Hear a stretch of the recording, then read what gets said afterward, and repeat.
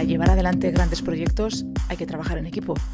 En Laboral Kutxa sabemos que conseguir objetivos importantes pasa por unir el talento y el esfuerzo de personas distintas y de aprender a colaborar con ellas. Como banca cooperativa nos interesa escuchar las experiencias de otras personas y de otras entidades que saben trabajar codo con codo para sacar adelante proyectos apasionantes. Los buscaremos en el mundo de la empresa, del deporte o de la cultura. Proyectos compartidos que nos gustan y de los que queremos aprender más. Queremos dar voz a quienes los hacen posible y que nos cuenten qué hacen y cómo lo consiguen. Un día recibí una llamada que era de la gerente de Erein y me dijo, bueno, tú no me conoces, pero soy tal persona, yo sí, te he seguido y nos gustaría hacer una entrevista contigo. Era el momento en el que no se podía pasar, ellos estaban en Donosti, yo en Pamplona, y claro, yo le dije, claro, pero yo no puedo pasar la frontera, ¿no? Digamos, y no, ya vamos nosotros a Pamplona. Y nada, quedamos, hicimos una entrevista, recuerdo, en El Peregrino, y vino también el jefe de producción, vinieron los dos, y la pregunta vino de sopetón, ¿quieres ser editora? Es lo que me dijo el jefe de producción, y le dije, sí, pero realmente no sé qué hay que hacer. Y me dijo, vale, con el sí ya me vale, ya te lo iremos explicando poco a poco, esto se aprende haciendo. De niña se recuerda a sí misma quedándose a leer en casa en lugar de salir a jugar, y a su madre, de quien heredó su amor por los libros, haciéndole copiar las páginas de Manolito Gafotas para ayudarle a mejorar su caligrafía, que reconoce que era pésima. Entonces no lo sabía, pero muchos años después, en plena alerta sanitaria por una pandemia global, recibiría una llamada de teléfono de los responsables de una de las editoriales históricas del país, que habían leído sus artículos periodísticos de divulgación científica y sus reseñas de libros en redes sociales y querían contar con ella para un trabajo tan fundamental para la literatura como desconocido para quienes no trabajan en la industria editorial. Una tarea complicada e invisible que no se enseña en ninguna facultad, que trata tanto de gestionar el material literario como el humano y que consiste en hacer algo no tan distinto de lo que intentaba hacer su madre con ella cuando era niña, ayudar a otros a escribir mejor. En Iruña, Pamplona, su ciudad natal, hablamos de cómo se hacen los libros y de cómo se hacen los mejores libros posibles con alguien que da la impresión de llevar toda la vida preparándose para hacer lo que hace todos los días desde que dijo que sí a la oferta de Erein, aunque en aquel momento Uxue Razkin no supiera en qué consistía eso de ser editora. Sí que es verdad que tenía una idea romantizada. Yo había soñado con ser editora sin saber muy bien qué era. O sea, yo me imaginaba al editor o editora porque es además una imagen de una figura como muy, no sé, o sea, la vemos como muy excelsa, ¿no? Que luego para nada, que es lo que intento proyectar yo mediante las redes sociales, que es una curranta más y ya está. Pero sí que tenía la sensación y esa idea romantizada de una persona todo el día leyendo libros en un sofá. Es un y bueno, sillón. Yo llegué a la oficina y no había sofá, o sea, era como, no, perdona, o sea, estás en tu escritorio, evidentemente estás leyendo continuamente, eso es verdad, pero hay millones de trabajos que tiene que hacer una editora que yo ni me había imaginado. O sea, cuando me piden describir qué es este oficio, o sea, yo digo que es un escritorio de ordenador lleno de ventanas abiertas, o sea, y no hay manera de cerrarlas, o sea, estás haciendo, y quizás es lo más difícil, como 3 trabajos a la vez y muy diferentes, o sea, estás contestando correos, estás leyendo una novela que tienes que estar a eso, y contestándole a tu compañero a ver si te parece bien que esta portada va así ya a imprenta, con toda ¿no? la presión que eso conlleva. Y para mí quizás es lo más difícil, gestionar todo eso a la vez. Uxue Razkin nació en 1992 en Iruña, el mismo lugar en el que vive hoy día, a pesar de que su trabajo en Erein le obliga a madrugar y a pasar muchas horas a la semana yendo y viniendo en autobús de Pamplona a Donosti y de Donosti a Iruña, siempre damos fe con un libro bajo el brazo. Lectora voraz, apasionada de la novela negra, fan de casi todo lo que tenga que ver con la investigación criminal, trabajó durante años como periodista, escribiendo sobre cultura para el semanario Ortzadar, haciendo artículos de divulgación científica para la Cátedra de Cultura Científica de la UPV e incluso escribiendo reseñas de radio para el periódico Berria. pero confiesa que estudió periodismo inspirada por una serie de televisión en la que los periodistas resolvían crímenes y que fue su interés por la literatura lo que le llevó luego a especializarse en periodismo literario en Barcelona, donde también trabajó, atención, como vendedora de libros en una gran cadena de tiendas.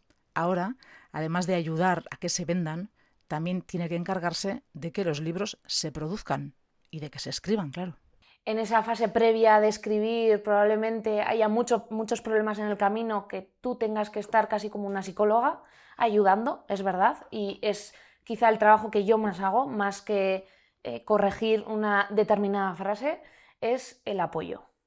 Para mí lo que en estos años he aprendido es que tienes que estar mucho con la persona que acompañando.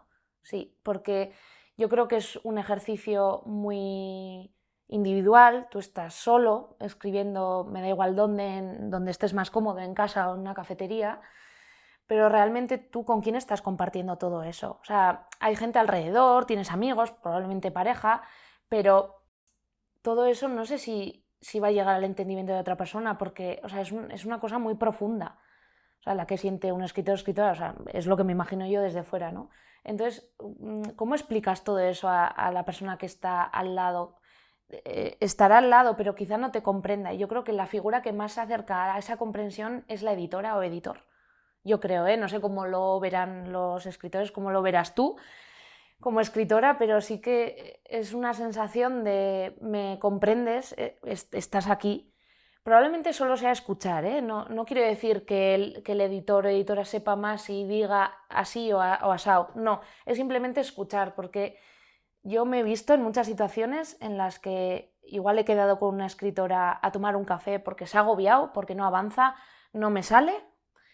Y el hecho de estar todo el rato hablando de ella y contándome cómo ha hecho lo anterior, y fíjate, este es el problema que me he encontrado, este es el obstáculo, ellos y ellas sacan la solución solo hablando. Y yo, o sea, a mí me han dejado tirada en la cafetería, en plan, ya está, ya lo tengo, me voy a casa a escribir y yo, muy bien, adelante, o sea, sigue con lo Un tuyo. día fácil de trabajo. Ya está, o sea, ya pago yo, hago... Si le preguntáramos a gente sin relación con la industria editorial en qué creen que consiste el trabajo de una editora, imaginarían quizá alguien leyendo, como hacía nuestra invitada, o corrigiendo textos. No sería mentira, corregir forma parte del trabajo de edición, pero no sería exactamente verdad, y mucho menos toda la verdad. Yo correctora de la lengua no soy. Yo entro en la historia, entro en los personajes, entro, sí, en cómo está contado, evidentemente. O sea, sí, creo que es un estilo que hay que pulir, si es un estilo que ya está acabado y ya no necesita nada más. Pero entro más en las cosas técnicas de la trama está bien, este proceso está bien hecho, este personaje empieza aquí, acaba aquí, ha cambiado ese personaje. O sea, más cosas relacionadas con la literatura que con la lengua en sí, que también nos fijamos en esa última parte. Pero sí que es un trabajo para mí muy emocionante. O sea, yo no había vivido eso de estar con una escritora en su momento de creación. O sea, eso es un lujo. O sea, si te permiten estar allí al lado, sin comentar nada, simplemente estar viendo cómo está creciendo esa persona y cómo está creciendo el relato. O sea, para mí eso es una pasada. O sea, quizá el último trabajo que he hecho, que ha sido el más exhaustivo, porque o sea, lo cuento así porque me parece una pasada y algo épico, ¿no? Lo que ha conseguido esta escritora, que empezó como un texto para un álbum ilustrado y ha acabado siendo una novela, que para mí es como... O sea, es un paso, porque lo requería, ¿eh? Quiero decir, no es extender algo porque sí o porque queremos algo más extenso, más largo. No. O sea, la historia lo requería, lo que pasa es que nos faltaba afinar un poco en qué marco, ¿no? lo íbamos a hacer. Y esa historia daba para más. Y ella también ha sido consciente de eso y ha trabajado eso y ha conseguido hacer una novela. Partió de esa idea que era una página, podía ser, de un texto de un álbum ilustrado a 70 que ha hecho. Esto como la matrona en la sala de partos, ¿no? Es que es increíble, o sea, incluso matrona en la sala de partos y también y yo lo comparé en una entrevista, no sé si acertadamente, pero cuando un crío da los primeros pasos que vas como a los lados, ¿no? Como para, no se pues, por si acaso, ¿no? Si pierde la estabilidad y se cae, es como que vas así, ¿no? Como protegiéndolo a los lados, creando un aro, pues un poco así, yo lo veo un poco así. O sea, quizás un poco paternalista esa imagen, ¿no? Pero sí que es verdad que ese acompañamiento a mí me gusta. Acompañar a las escritoras y los escritores en todas las fases del proceso creativo, prestarles ayuda si la necesitan para solucionar los problemas literarios con los que se encuentran, evaluar sus ejercicios, ver dónde fallan, dónde aciertan y señalarles, si se dejan, qué se puede mejorar. Le preguntamos a Uxue Radkin si, efectivamente, los autores y las autoras con las que trabaja se dejan. Sí, como en todo, yo creo que como en todos los ámbitos de la vida te encuentras personas pues, muy diferentes y entonces en este caso, que es una cosa muy seria y muy importante para esas personas porque han creado eso y a esas personas les parece lo mejor, normal, porque si no, no empezarías a crear algo.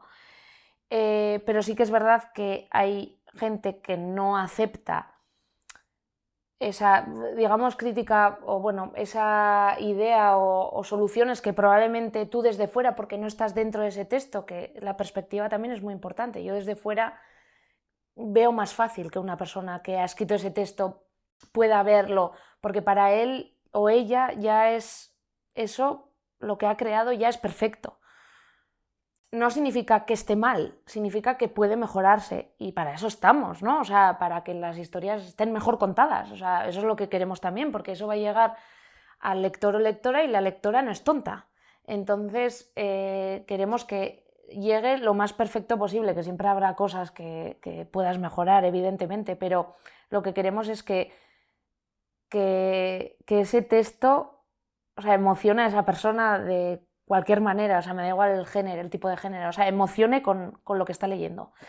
Entonces, hay algunos que lo aceptan, otros simplemente cuando ya creen que lo han terminado, pues lo llevan a una editorial y ya es como eso es así y así se va a publicar y eso no es el trabajo de una editorial porque para eso autopublicamos, ¿no? O sea, sería si yo pienso que este texto ya está acabado y no quiero hacerle más cambios, yo voy a una imprenta por mi cuenta y lo o sea, imprimo y ya está. O sea, esa es la idea, ¿no?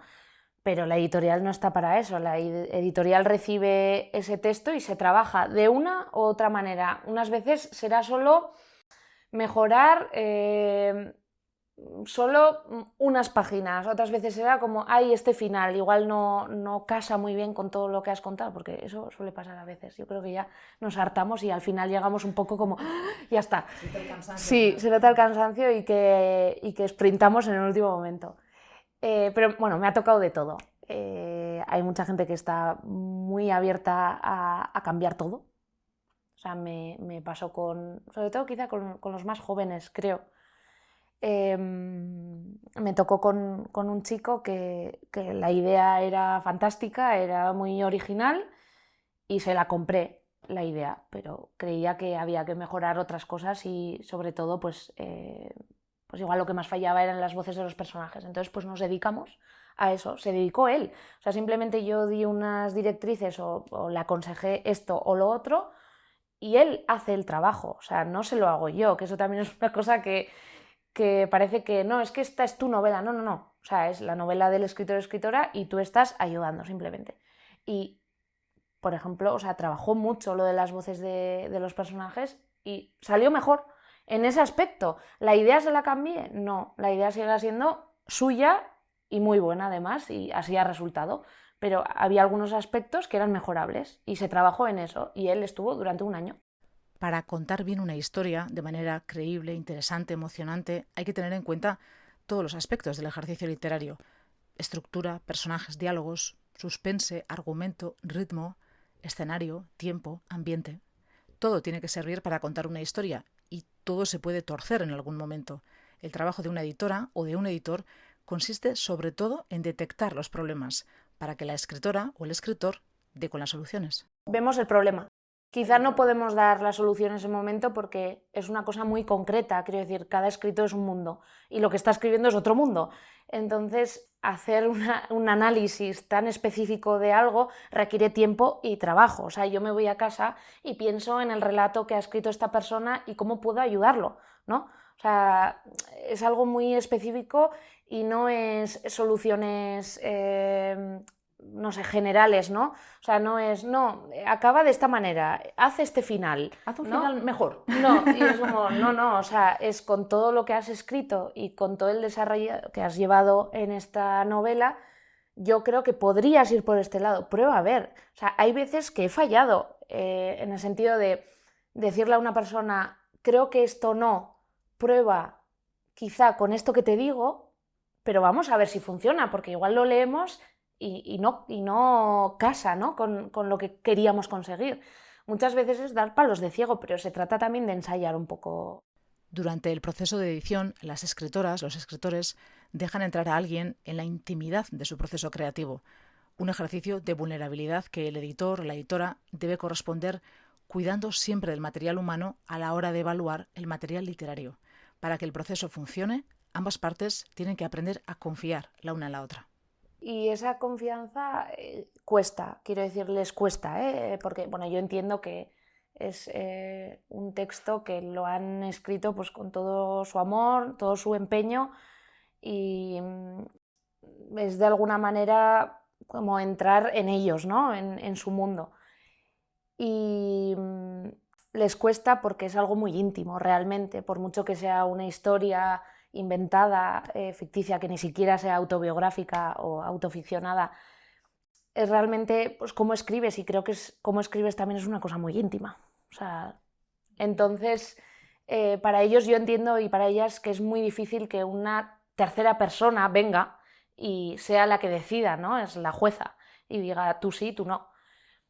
No es tan simple, o sea, quizá no es no, quizá es, o sea, suena un poco difícil, pero quizá esa historia ya se ha contado, quizá tu forma de contarla pues no atrae o muchas veces aburre, que es una palabra que yo casi nunca digo, pero es lo que más nos pasa, es que nos aburrimos con las historias que nos cuentan. Entonces, yo lo que repito mucho es que yo no me puedo estar aburriendo con esta historia porque yo estoy teniendo... A ti te pagan por leerla. Claro, o sea, yo voy a estar mucho rato con este texto, pero la lectora o lector cuando compre el libro y se aburra en la tercera página, no va a tener la misma consideración que yo, no va a estar ahí, lo va a cerrar y seguramente o lo venderá o lo regalará. Entonces, yo lo que quiero conseguir es que eso no ocurra. Entonces, transmitir eso es difícil porque es una cosa íntima, una tercera persona está juzgando lo tuyo y normalmente por la perspectiva que nos da estar fuera de todo ello, tenemos razón la mayoría de las veces. Que solamente es, o sea, no es por algo de ego, de tengo la razón, no, es simplemente la perspectiva de estar fuera. Y normalmente cuando leemos eso, ese texto, vemos las cosas que fallan y vemos las cosas que funcionan. Yo lo que sí intento es el refuerzo positivo, quiero decir, si yo digo lo malo, también digo lo bueno. O sea, eso también me parece importante. Y eso creo que les da confianza también. En las reuniones que tenemos es una cosa que si yo voy a criticar algo porque una imagen se ha repetido y no se debería repetir o esta metáfora ya la has utilizado, normalmente lo que más falla es la repetición, porque parece que no lo van a entender, como lo han entendido a la primera como tú. Pero es también reforzar lo bueno, o sea, yo es lo que intento, porque yo creo que sí que hay que construir esa confianza y también me toca a mí. O sea, no solo tiene que poner esa parte el escritor o la escritora, la editora también tiene que hacer un esfuerzo en eso. Y la pregunta del millón, ¿cómo se hace?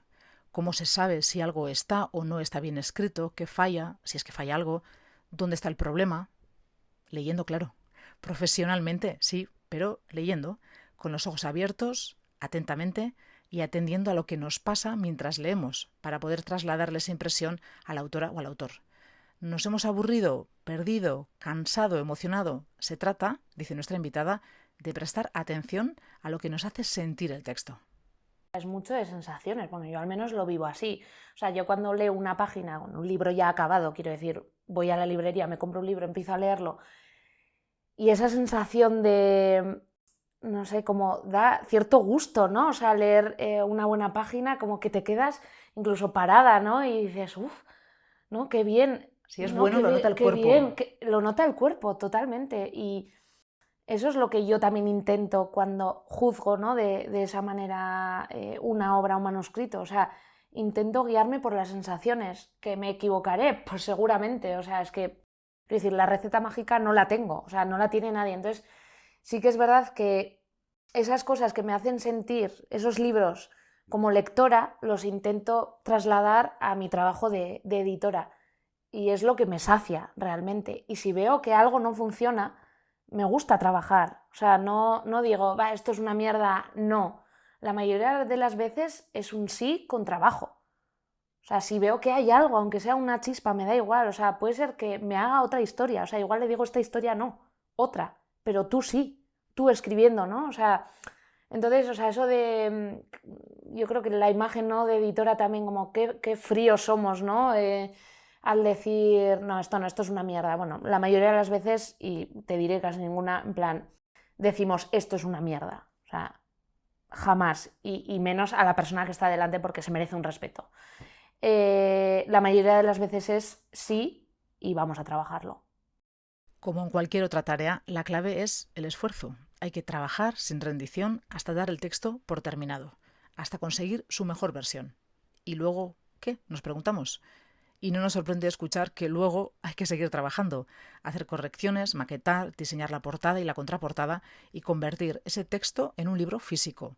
Un proceso que a Uxue Razkin le sigue haciendo literalmente la misma ilusión que el primer día. Me hace muchísima ilusión. O sea, se ríen de mí en la oficina. Me dicen que ya se me pasará, pero creo que no se me va a pasar jamás. Que es que vienen las cajas, o sea, normalmente la persona que trabaja en el almacén trae las cajas y yo creo que antes, o sea, las abría él y ya está. Pero ahora que desde que estoy yo, es como que me espera un poco. Y a la primera a la que le da el libro es a mí y estoy ahí como impaciente.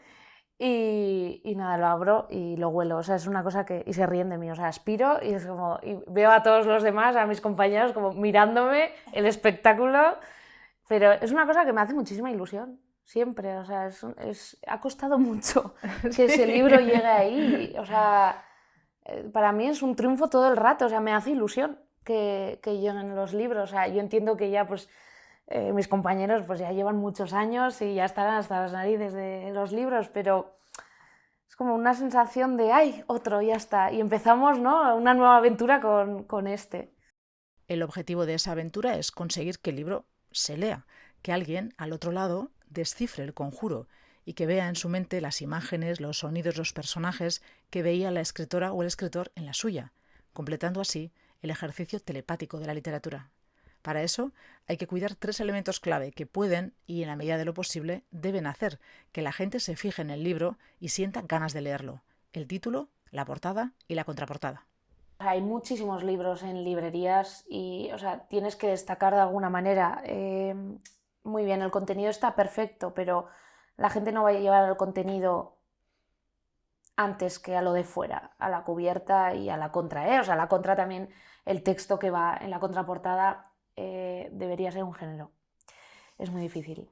Es muy difícil, o sea, podemos hablar de ello porque es una cosa que es lo que más me cuesta. Pero sí que es verdad que el título a mí me tiene que llamar la atención, sea porque, yo qué sé, es una frase muy larga, o porque es una palabra y es contundente, o yo qué sé, es que tiene... Ostras, es que es difícil titular bien, ¿eh? Sí. Es difícil.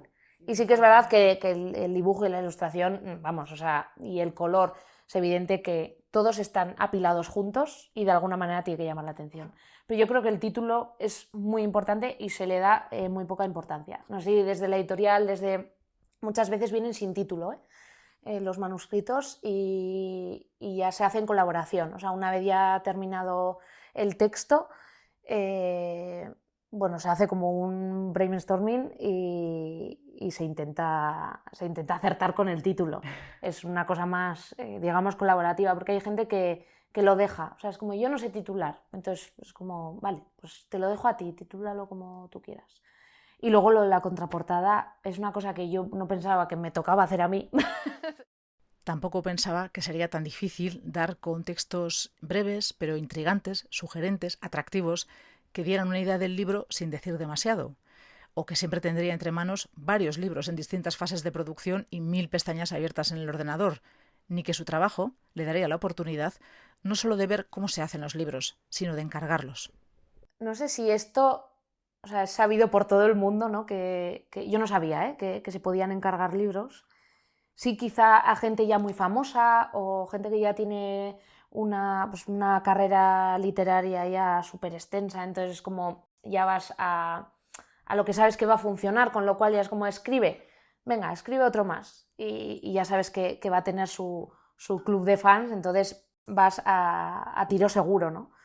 Pero no sabía que se podía hacer, que si tú realmente crees en una persona, porque lo has visto en Twitter, que a mí es lo que me ha pasado, puedas escribirle y decirle, ¿quieres escribir un libro? ¿Te apetece escribir sobre esto? Y esto me ha ocurrido en 2 ocasiones y en las 2 me ha gustado mucho el resultado. O sea, lo volvería a hacer.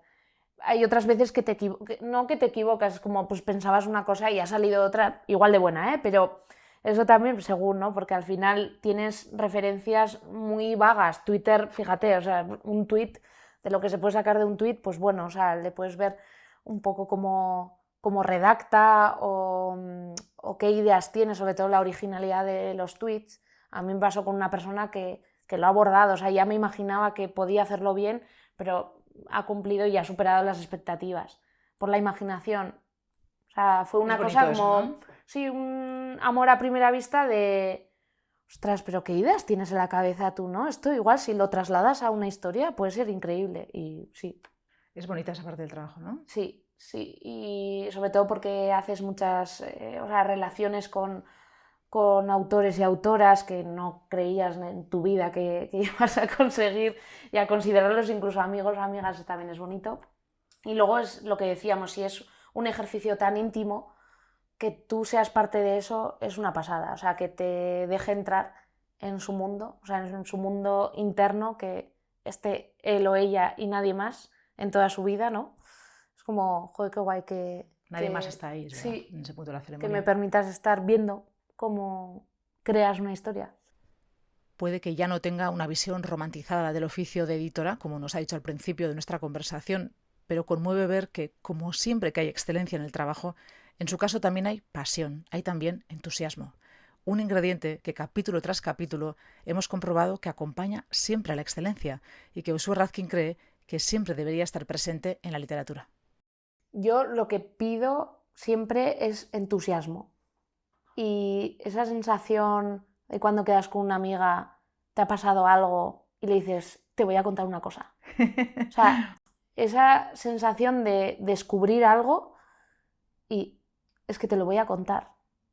Y creo que falta mucho porque, por lo que has dicho, o sea, la gente quiere, no sé si la gente quiere contar una historia, la gente quiere lo de después, la gente quiere las entrevistas, la gente quiere pues catapultarse de alguna manera en sus sueños, ser un exitoso escritor y pues no sé si ganar dinero, porque no, pero sí un poco esa parte pues de éxito, que para mí es efímero, o sea, no, para mí no tiene consistencia eso.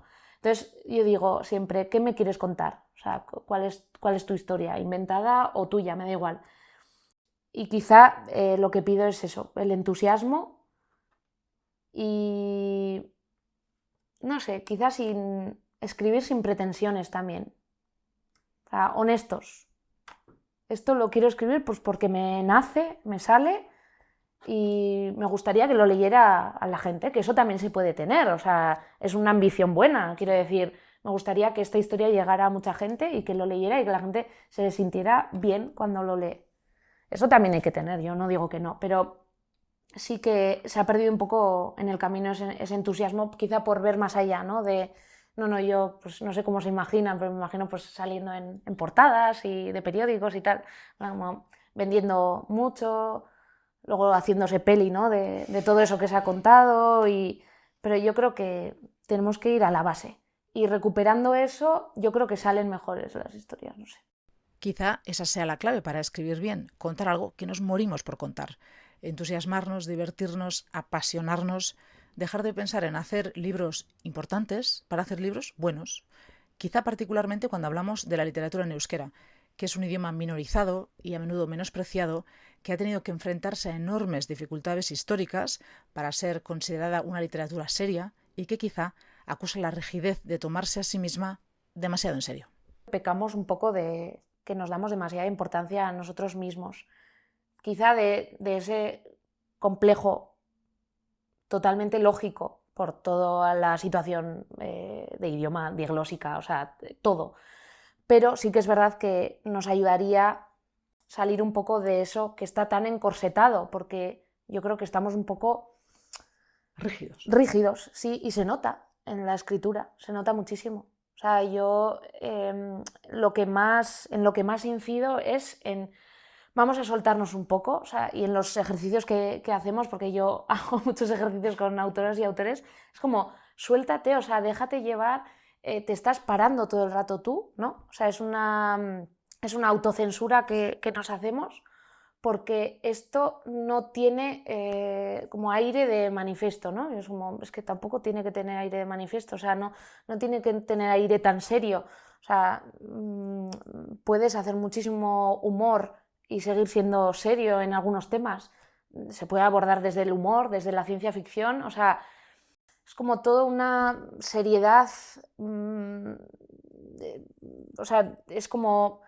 Sí, es el estar encorsetado y una seriedad extrema que no se nos ha pedido. O sea, vamos a intentar salir un poco de eso y también a descubrir nuevos mundos, porque nos falta también, yo creo, nos falta como pueblo, digamos, como de ámbito cultural en la literatura, no puedo decir de otras artes, pero es un poco de amplitud, vamos a ver lo que hace el resto de la gente, ¿no? Pues igual podemos coger ideas de todo eso que se está haciendo bien. Podemos intentarlo, igual no es lo nuestro, pero encontraremos otras vías, ¿no? A Uxue Radkin le gustaría que la literatura en euskera fuera más variada, con libros de todo tipo, como una caja de galletas surtidas, dice, con algo para todos los gustos y para todos los momentos. Como lectora, echa de menos que no se cultiven más géneros literarios y como editora, lamenta que se menosprecien. Sí que es verdad que nos fijamos mucho en lo serio, en lo realista, ¿no? Es lo que más se va a valorar. ¿Quién? ¿No? O sea, yo lo que veo más en otras literaturas, en otros países, se valora lo que aquí, de lo que aquí se mofa la gente, ¿no? Un poco de los bestsellers. No hacemos bestsellers, ojalá yo hiciera un bestseller, la verdad. Ojalá fuera verdad esto de que se puede producir un bestseller a voluntad, ¿no? Venga. Ojalá. Voy a hacer un bestseller. No, pero sí, quizá hay géneros que son de segunda y a mí eso me duele mucho, o sea, principalmente como lectora. O sea, ya como editora, bueno, yo como editora ya puedo de alguna manera pedir y que se puede hacer, ¿no? O sea, una novela negra en euskera, una novela policíaca en castellano también, ¿por qué no? O sea, y que sea buena literatura. Esto de buena literatura, mala literatura y que se... sí, que se diseccione por géneros. Yo es una cosa que no he entendido jamás. O sea, he crecido con novelas negras y creo que sí que hay, como en todos los lados, novelas malas y novelas buenas, pero no significa que un género por sí sea malo. Y si para publicar bestsellers no basta con decidir que se quiere vender mucho, ¿qué objetivos se pone ella como editora a medio y largo plazo? Me gustaría que se escribiera más novela negra, policíaca, bueno, voy a hablar de novela negra en general, que tiene muchos subgéneros, en euskera. O sea, es algo que me gustaría incentivar y creo que lo estoy intentando. Para mí, lo he dicho muchas veces, Twitter es una herramienta y la mayoría de los avisos que doy los doy por Twitter, me gustaría leer, tal. Entonces, si alguien tiene alguna idea, algún manuscrito, lo que sea, que lo mande. Eso sí que me gustaría recuperarlo porque es un género con el que he disfrutado yo mucho. Sí que he leído mayoritariamente en castellano, pero me gustaría leer muchísimo más en euskera. Y creo que hay ideas para hacerlo. Se puede conseguir. Eso es una de las cosas que me gustaría conseguir. Y luego, no sé, esto igual ya pues a muchos años vista, pero y sí que se ha conseguido mucho, pero todavía la mayoría de manuscritos que recibo es de hombres. Entonces, sobre todo hombres, o sea, en cuanto a género, hombres y en cuanto a idioma castellano. Entonces, no, o sea, me gustaría invertir en un momento dado para que luego se equilibre, o sea, animar a más mujeres a que manden sus manuscritos, porque realmente hay una diferencia abismal en cómo se redactan los correos. Eso sí que lo he notado.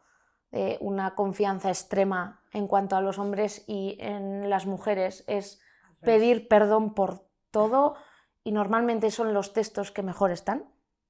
Esto es impresionante, pero o sea, lo cuento porque cada vez que me llegan correos, como es que esto... Ves en primera línea el síndrome del impostor, ¿no? Qué pasada, o sea, pero un nivel muy, muy grave. O sea, quiero decir, las mujeres cuando escriben esos correos, mira, te mando este texto que igual está mal, o sea, es que normalmente están perfectos, y no sé, o sea, ese miedo, ¿no? De no valgo. Y en cambio nosotros es como, este texto te va perfecto para tu catálogo. Ostras, o sea, esa confianza, ¿no? Tener un catálogo más equilibrado desde el punto de vista de género y publicar más libros de género, particularmente del policíaco, que tantas horas de felicidad le ha dado. Esos son los objetivos que se ha planteado esta editora de tan solo 31 años, que acumula ya varios de experiencia al frente de una de las grandes editoriales del país, en un país en el que hasta hace muy pocos años la edición literaria era un trabajo casi exclusivamente de hombres. Eso, que no es poco. Y lo otro, claro, lo más importante, seguir publicando y ayudando a hacer buenos libros.